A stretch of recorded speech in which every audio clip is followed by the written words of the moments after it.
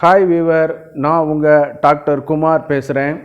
இன்றைக்கி ஒரு முக்கியமான ஒரு தலைப்பை பற்றி தான் பார்க்க போகிறோம்.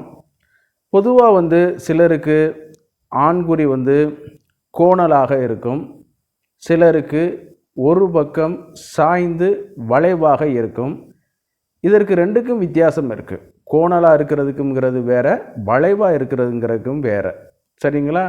ஒன்று ஆங்கிள் வைஸாக மாறி இருக்கும், இன்னொன்று இடம் வைஸாக லெஃப்ட் ரைட்டு நம்ம இதில் மாறி இருக்கும். இதனால் என்னென்ன பாதிப்புகள் வருது அப்படிங்கிறத நம்ம இது ஒரு ஷார்ட்டாக ஒரு இது பண்ண போகிறோம். இது ஒரு எச்சரிக்கையான ஒரு பதிவு. இது எல்லாருமே சாதாரணமாக ஒரு ஆரம்ப நிலையில் கடந்துட்டு போயிடறாங்க. ஆனால் எல்லா பிரச்சனைக்கும் அடிப்படையாக இது இருக்கிறதுனால அது நம்ம ஒரு முக்கிய இடத்த கொடுத்து நம்ம பார்க்கணும். அப்படின்னா தான் வரக்கூடிய பிரச்சனைகள், ஆண்மை குறைவு, விரைப்புத்தன்மை இல்லாமல் இருக்கிறது, இதற்கெல்லாம் ஒரு தீர்வாக இந்த பதிவு அமையும். நிகழ்ச்சிக்கு போகிறதுக்கு முன்னாடி உங்கள்கிட்ட ஒரு சின்ன ஒரு வேண்டுகோள். நம்ம நிகழ்ச்சி பிடிச்சிருந்துச்சுன்னா உண்மையிலே நீங்கள் லைக் பண்ணி எங்களுக்கு சப்போர்ட் பண்ணுங்கள். தொடர்ந்து இது போல் நிகழ்ச்சிகளை பார்க்கணும் அப்படிங்கிற மாதிரி இது பண்ணிங்கன்னா சப்ஸ்கிரைப் பண்ணி எங்களுக்கு ஹெல்ப் பண்ணுங்கள். உங்களுடைய ஆதரவு எங்களுக்கு, உதவி எங்களுக்கு தேவை. அதே நேரத்தில் இந்த நிகழ்ச்சி அடுத்தவர்களுக்கு பயன்படணும்னு நினச்சிங்கன்னா ஷேர் பண்ணி எங்களுக்கு ஹெல்ப் பண்ணி கொடுங்க. நான் உங்கள் டாக்டர் குமார். வாங்க நம்ம நிகழ்ச்சிக்குள்ளே போவோம். சரிங்களா?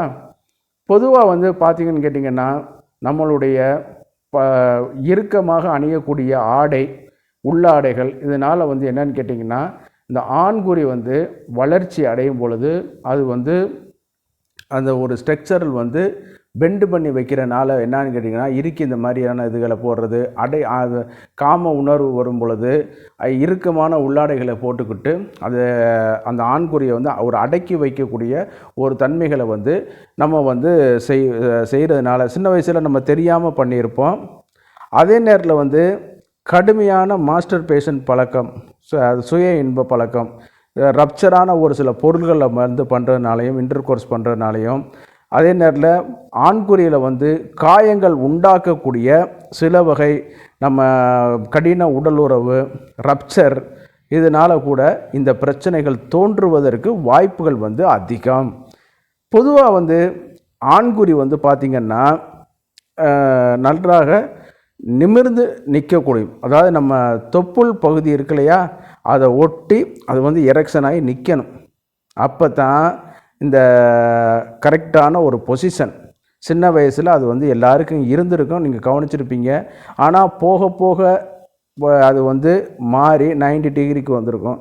அப்புறம் அப்படியே கொஞ்சம் கொஞ்சமாக டவுன் ஆகி வந்திருக்கும்.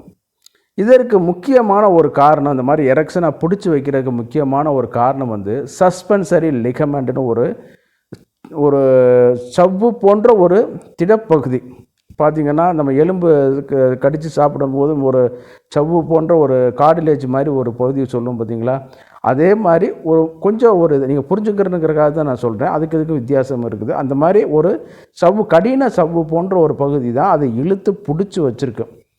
அப்போ இது பண்ணும்போது அந்த சாஃப்ட் என்னன்னு கேட்டிங்கன்னா ரொட்டீனாக அந்த டெஸ்டோஸ்டான், நைட்ரிக் ஆக்சைடு லெவல் இது பண்ணும்பொழுது அந்த கார்பஸ் கவர்னஸம், கார்பஸ் ஸ்பாஞ்சியோசம் இதெல்லாம் என்ன ஆகுன்னு கேட்டிங்கன்னா அது எரெக்ஷன் ஆன உடனே இந்த லிகமெண்ட் பிடிச்சி வச்சுருக்கும்போது அது ஆண்குறி நம்ம தொப்புள் பகுதியை நோக்கி நல்ல மேலே கொஞ்சம் ஒரு பெண்டாக அது 160 டிகிரி 180 டிகிரி நம்ம சொல்லிட முடியாது, ஒரு 160 டிகிரி 155 டிகிரிக்கிட்ட அப்ராக்சிமேட்டாக அது வளைஞ்சு நிமிர்ந்து நிற்கணும். இதுதான் கரெக்டான பொசிஷன். ஆனால் சில நேரம் முறையற்ற உடல் பயிற்சிகள் ஆண்குறியை போட்டு வளைக்கிறது, நேராக நம்ம போய் சொருவணுங்கிறக்க அந்த மாதிரிலாம் கிடையாது. அந்த பொசிஷனில் சொருவினா தான் கர்ப்பப்பை வாய்க்கு ஸ்ட்ரைட்டாக போய் விந்தணுக்களை செலுத்தி கருத்தரித்தலுக்கு எளிதாக இருக்குங்கிறக்காகத்தான் நம்ம அந்த மாதிரி இயற்கையாகவே படைக்கப்பட்டது. ஆனால் மனிதன் நம்ம நிமிர்ந்து நிற்கும்போது எல்லாமே மாறிடுச்சு. சரிங்களா? அப்போ இந்த மாதிரியான இதில் அந்த ஒபேசிட்டி, அந்த இதெல்லாம் ஆண்குறியை போட்டு வளைக்கிறது, சர்க்கரையாதிகள், உடல் பயிற்சியின்மை, இதெல்லாம் ஒரு காரணமாக இருந்து என்னான்னு கேட்டிங்கன்னா அந்த ஆண்குறி வளைவாக ஆரம்பிச்சிடும். சில நேரம் என்னான்னு கேட்டிங்கன்னா ஆண்குறி வந்து அந்த ஒரு பக்கத்து கை பக்கம் பழக்கம் பண்ணுவாங்க, மாஸ்டர் பேஷன் சுய இன்பம் பண்ணுவாங்க. நல்லா கவனித்து பார்த்தீங்கன்னா இடது கை பக்கத்து பண்ணுவாங்க, சிலவங்க வலது கை பண்ணுவாங்க. இந்த மாதிரியான இதில் பண்ணும் பொழுது 2 விதத்தில் வந்து பாதிப்பு ஏற்படும். ஒன்று, அந்த கை வந்து எந்த பக்கத்து பொசிஷன் இருக்கோ அந்த மாதிரி இது பண்ணி கொடுக்கும். சில நேரம் நம்ம ஓவராக பண்ணி எந்த பக்கத்து பொசிஷனில் பண்ணுறோமோ அந்த பக்கத்து உள்ள கார்பஸ் கவர்னஸ் மசில்ஸ் ரொம்ப பாதிப்பாக போயிடும்.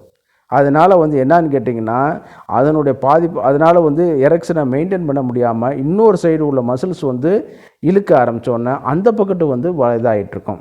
நீங்கள் நினைக்கிப்பீங்க நான் இடது கை பக்கத்து தான் பண்ணுறேன், ஆனால் வலது கை பக்கத்து திரும்பி இருக்குது சார் நீங்கள் நினைப்பீங்க. அதற்கு காரணம் வந்து இதுதான். சரிங்களா? அதாவது அந்த இடது கை பக்கத்து ஒருத்தர் வந்து ரெகுலராக பண்ணுறாரு, மாஸ்டர் பெட் பண்ணுறாருன்னு வைங்க. அப்போ என்னான்னு கேட்டிங்கன்னா இடது கை பக்கத்து உள்ள அந்த கார்பஸ் கவர்னஸ்ங்கிற மசில்ஸ் வந்து தளர்ச்சி ஆகி அந்த பாதிப்பு வந்து அதிகமாயிரும். 2 பக்கத்தில் உள்ளதான் இதாயிரும். அப்போ அது என்னான்னு கேட்டிங்கன்னா இன்னொன்று வந்து வலப்பக்கத்து உள்ள அந்த கார்பஸ் கவர்னஸம் வந்து இன்னும் கொஞ்சம் பவர்ஃபுல்லாக இருக்கும். அப்போ இந்த ஆற்றல் வந்து அதுக்கு வந்து பண்ண முடியாதனால என்னான்னு கேட்டிங்கன்னா அந்த வலக்கை பக்கத்து வந்து வலது பக்கத்து வந்து அது திரும்பி இருக்கும். அதுதான் காரணம். நம்ம நினச்சிட்டு இருப்போம் நம்ம இடது கை பக்கத்து தானே பண்ணுறோம், இங்கிட்டு திரும்பாமல் அங்கிட்டு திரும்பி இருக்குன்னு கேட்டிங்கன்னா அதுதான் காரணம். ஒரு சில கண்டிஷனுக்கு வந்து ஆரம்ப காலகட்டத்தில் வந்து அது வந்து எந்த போஸ்டர் நீங்கள் எந்த கை பக்கத்து பண்ணுறீங்களோ அந்த பக்கத்து வந்து அது திரும்புறதுக்கும் வாய்ப்புகள் இருக்கும். சரி, இது எல்லாம் ஒரு வகையில் ஒரு நம்ம பயிற்சிகள் இதுகளில் வந்து கொஞ்சம் கொஞ்சமாக சரி பண்ணிக்கிறலாம்.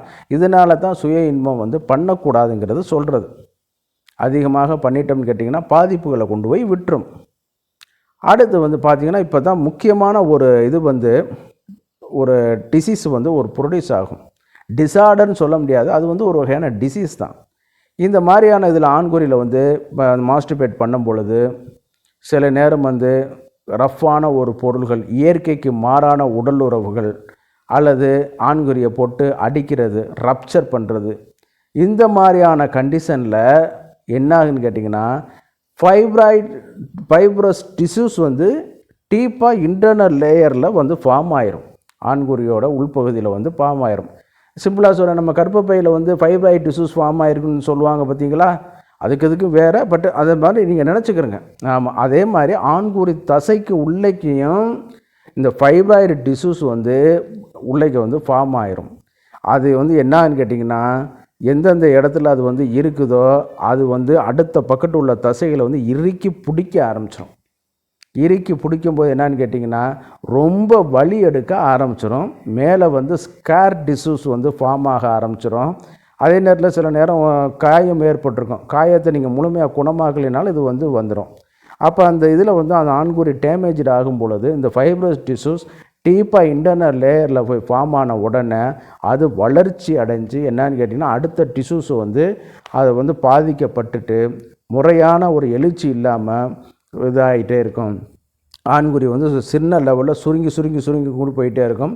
கடுமையான வலி ஏற்படும். இதெல்லாம் ஆண்களுக்கு வந்து நடக்கிறது. நீங்கள் யாருமே அதை பற்றி கண்டுக்கிறதே கிடையாது. பொதுவாக வந்து இதுதான் வேதனைப்படுறது.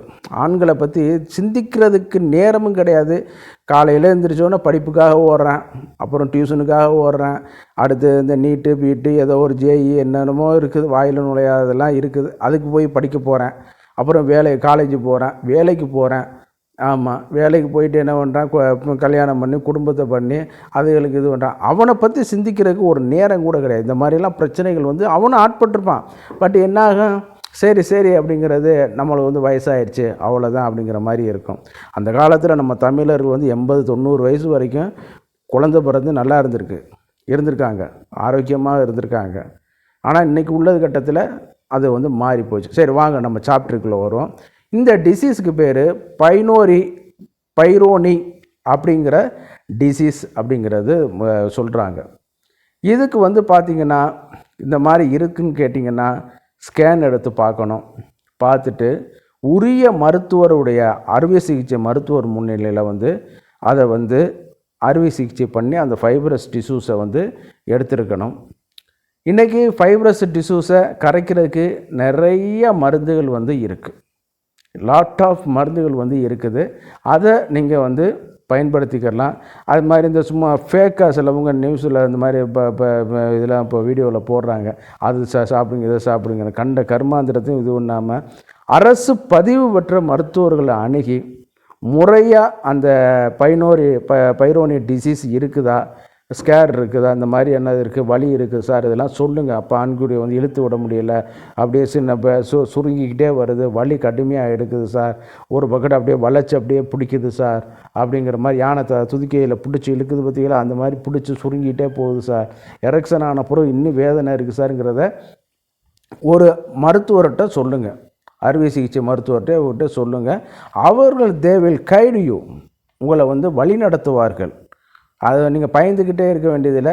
நீங்கள் ப்ரைவேட்டுக்கு போகிற காட்டிலும் அரசு மருத்துவமனைக்கு போங்க. நிறையா அறுவை சிகிச்சை மருத்துவர்கள் இருக்காங்க, அரசு பதிவு பெற்ற ஆயுர்வேத சித்தா மருத்துவர்கள் அங்கே இருக்காங்க. நீங்கள் கேட்டு இதில் வந்து நீங்கள் தெளிவுபட்டு அதற்கான ட்ரீட்மெண்ட்டுகளை வந்து எடுத்துக்கிறலாம். சும்மா அங்கே சொல்கிறாங்க அது அந்த தைலத்தை தடவுனே, இந்த தைலத்தை தடவுனே. நீங்கள் வெளியில் பார்த்து கொண்டு இருக்கிற தசைக்கும் ஆண்குறி தசைக்கும் பல வித்தியாசங்கள் இருக்குது. இதுதான் உண்மை. வெளியில் பார்த்துட்டு இருக்கிற இரத்த குழாய்க்கும் உள்ளே கட்டமைக்கக்கூடிய இரத்த குழாய்க்கும் பல வித்தியாசங்கள் இருக்குது. வெளியில் உள்ள, அதாவது நம்ம கை கால்களில் உள்ள நரம்புகளுக்கும் ஆண்குறி நரம்புகளுக்கும் ரொம்ப வித்தியாசம் இருக்குது. மற்ற உறுப்புகளை காட்டிலும் ஆண்குறியோட செயல்பாடு வந்து ரொம்ப இம்பார்ட்டண்டான ஒரு செயல்பாடு. அப்போ அதற்கு தகுந்த மாதிரி நம்ம வந்து கவனம் எடுத்து நம்ம வந்து அதை வந்து பார்க்கணும். இந்த பைரோனி இது இருக்குதுன்னு கேட்டிங்கன்னா ரொம்ப வளைச்சிக்கிட்டே இருக்கும். இதனால் வந்து செக்ஸுவல் ஆக்டிவிட்டி பெர்ஃபார்மன்ஸ் பண்ண முடியாமல் நம்ம மூடே அதில் பற்றி போகாது. ஏன்னா வலி எடுக்க ஆரம்பிச்சிடும், சொடக்கு மாதிரி கேட்க ஆரம்பிச்சிடும், ரொம்ப பெயின்ஃபுல்லாக ஆரம்பிச்சிடும். சில நேரம் அந்த இதில் வந்து இப்போ அந்த ஸ்கேர் டிசீஸ் வந்து உள்ளே டீப்பாக பிளட் வெசல்ஸில் போகும்பொழுது பிளேக்குன்னு சொல்கிறாங்க. அதாவது நம்ம பல்லில் வர பிளேக்கோ இரத்த குழாயில் வர பிளேக்கு மாதிரி கிடையாது. இதுலேயே அந்த ஸ்கேர் டிசீஸ்லேயே அந்த பிளேக்கு வந்து அடுத்த செல்களை வந்து இடித்து இது பண்ணும் பொழுது என்னன்னு கேட்டிங்கன்னா மிச்ச செல்களும் டேமேஜ் ஆயிரும். அப்போ ஒரு பையன் ஒரு 18 வயசில் சுய இன்பத்துக்கு இது பண்ணிட்டான்னு வைங்க ஃபார் எக்ஸாம்பிள். அப்புறம் வந்து இயற்கைக்கு மாறான ஒரு உடலுறவு, காயம் ஏற்படுத்தக்கூடிய ஒரு உடலுறவு, ஏதோ ஒரு பொருள்களை வச்சு பண்ணுறான்னு வைங்களேன். இந்த தர்பூசணி போலாம் என்னென்னமோ சொல்கிறாங்கல்ல, அது மாதிரியான ஒரு பொருள்கள், இயற்கைக்கு மாறான பொருள்களை வச்சு பண்ணிட்டான். ஒரு 20 வயசில் பண்ணிட்டான். அப்போ ரப்சர் ஆயிடுச்சு.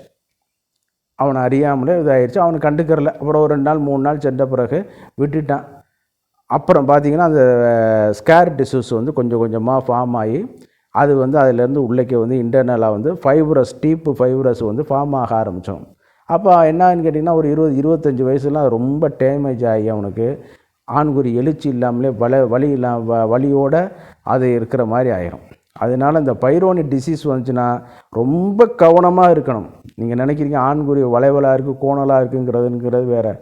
ஆனால் அதுக்கு இந்த மாதிரியான பாதிப்புகள் இருந்துச்சுன்னா நம்மளுக்கு அந்த ஆபத்துகளை வந்து உண்டு பண்ணி கொடுக்க வைக்கும். பிற்காலத்தில் எழுச்சியின்மையை இதாகிக்கிற வைக்கும். சரி, இதுக்கு என்ன தீர்வு? சொன்ன மாதிரி உரிய மருத்துவரை நீங்கள் அணுகணும். அறுவை சிகிச்சை மருத்துவரை அணுகணும்.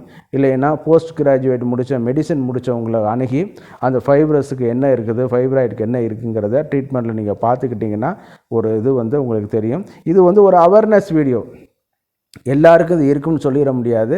உங்களுக்கு இந்த சொன்ன அறிகுறிகள் எது இருந்துச்சுன்னா நீங்கள் போய் உடனடியாக நான் சொன்ன மருத்துவர்களை நீங்கள் அணுகி, அல்லது அரசு பதிவு பெற்ற ஆயுர்வேத சித்தா மருத்துவர்கள், அரசு மருத்துவமனைகளை பணிபுரிவர்களை நீங்கள் அணுகுனீங்கனாலே உங்களுக்கு போதுமான கைடன்ஸ் கொடுத்துருவாங்க. இதை வச்சுக்கிட்டு நீங்கள் வந்து மிச்ச வகையில் அடுத்தடுத்து டேமேஜ் ஆகாமல் அந்த இளமையான காலகட்டத்தில் திருப்பி அந்த ஒரு 6 மாதம் 1 வருஷத்தில் திருப்பி பழைய நிலைமைக்கு வர ஆரம்பிச்சிடும். அப்போ அது வந்து நீங்கள் வந்து இன்னும் வந்து உங்களுக்கு வந்து ஆற்றல் வந்து பழைய நிலைமைக்கு வந்து வர ஆரம்பிச்சிடும். சரிங்களா? இந்த வீடியோ உங்களுக்கு பிடிச்சிருந்துச்சுன்னா லைக் பண்ணுங்கள், ஷேர் பண்ணுங்கள், மறந்துடாமல் சப்ஸ்கிரைப் பண்ணுங்கள். உங்களுடைய சப்ஸ்கிரிப்ஷன் வந்து எங்களுக்கு ரொம்ப முக்கியமாக தேவைப்படுது. அப்படின்னா தான் நம்ம நிகழ்ச்சிக்கு அடுத்தடுத்த லெவலுக்கு கொண்டு போக முடியும். நோட்டிஃபிகேஷன் பட்டனில் வந்து பெல் சிம்பிளை அமைக்கி எங்களுக்கு வந்து உங்களுடைய ஆதரவை தெரியப்படுத்துங்க. நான் உங்கள் டாக்டர் குமார். மீண்டும் அடுத்த நிகழ்ச்சி சந்திக்கும் வரை நன்றி, வணக்கம்.